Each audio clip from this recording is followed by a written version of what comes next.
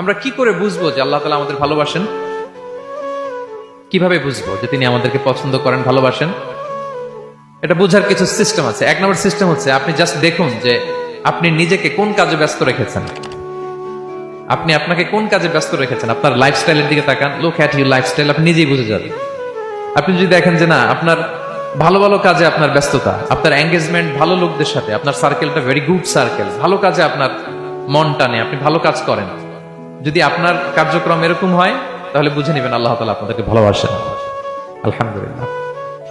আর যদি দেখেন না, যত আকাম কুকাম আছে ওইটার সবার আগে আপনি, যেই কাজে আল্লাহর ক্রোধ আসে, আল্লাহ রাগ হয়ে যান, যেই কাজ ইসলামে করার নিষেধ, যেটাতে তার অসন্তুষ্টি, ওই কাজে আপনার এঙ্গেজমেন্ট, ইনভলভমেন্ট, আপনার সার্কেল গুলাও এরকম, তাহলে বুঝে নিবেন আল্লাহ ভালোবাসা, এই মহা সৌভাগ্য আপনার কপালে জোটে নাই।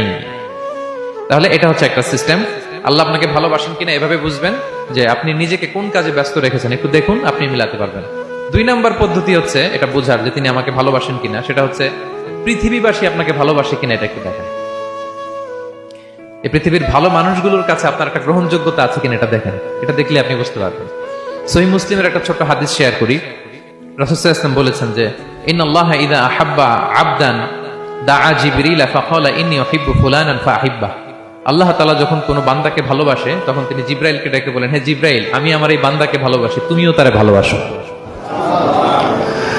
ফায়ুহিব্বুহু জিবরিল, জিবরাইল আলাইহিস সালাম তারে ভালোবাসতে শুরু করে। শুধু এখানেই না, সুম্মা ইউনাদি ফিস সামা, তারপরে তিনি আকাশে একটা অ্যানাউন্সমেন্ট করেন। ফায়াকুল, তিনি বলেন যে ইন্নাল্লাহা ইউহিব্বু ফুলানান ফাআহিব্বুহু, ও আকাশবাসীরা, ও ফেরেশতারা, আল্লাহ তাআলা তার এই বান্দাকে ভালোবাসে, তোমরা সবাই তার ভালোবাসো।